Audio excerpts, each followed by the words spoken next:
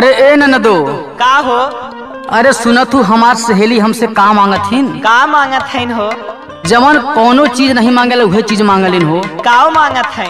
तो सुना, अरे आपन बल माना दे भाई उधार छोटी ना नदी। आपन बल माना दे भाई उधार छोटी ना नदी।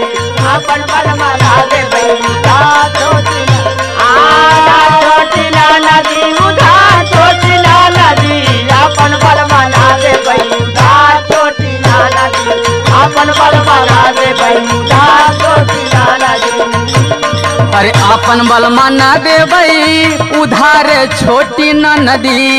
अच्छा, अरे आपन बल माना दे भाई उधार छोटी ना नदी। मांगनी में जई है दूबराई छोटी ना नदी। मांगली में जय है दूबरा छोटी ना नदी। मांगली में जय है दूबरा छोटी ना नदी। बराया छोटी ना नदी। मांगली में हो जय है दूबरा छोटी ना नदी।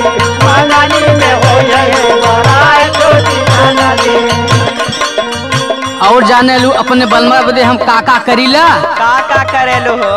काजू बादाम अपने बलमा के खियाइला। काजू बादाम अपने बलमा के खियाइला। काजू बादाम अपने सैया के खियाइला। दोनों बेला बलमा के दूधवा पियाइला। बेला बलमा के दूधवा पियाइला। बेला बलमा के दूधवा पियाइला। काजू बादाम अपने बलमा के खियाइला। दोनों बेला बलमा के दूधवा पियाइला। तावा पर का रोटी दिल बहार छोटी ना नदी। तावा पर का रोटी दिल बहार छोटी ना नदी।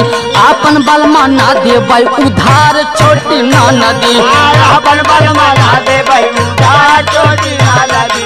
आपन बलमा ना दे भाई उधार उधार छोटी ना नदी। उधार छोटी ना नदी। आपन बलमा ना दे भाई उधार छोटी ना नदी। आपन बलमा ना दे भाई उधार छोटी ना नदी।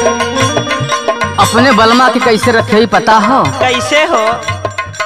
बहुते जोगा के अपने बलमा के राखिला। अपने बलमा के राखिला। बहुत जोगा के अपने बलमा के राखिला। हमारा के छोड़ नहीं दूसरा के ताकेला। हमारा के छोड़ नहीं दूसरा के ताकेला। हमारा के छोड़ नहीं दूसरा के ताकेला।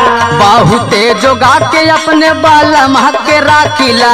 हमारा के छोड़ नहीं दूसरा के ताकेला।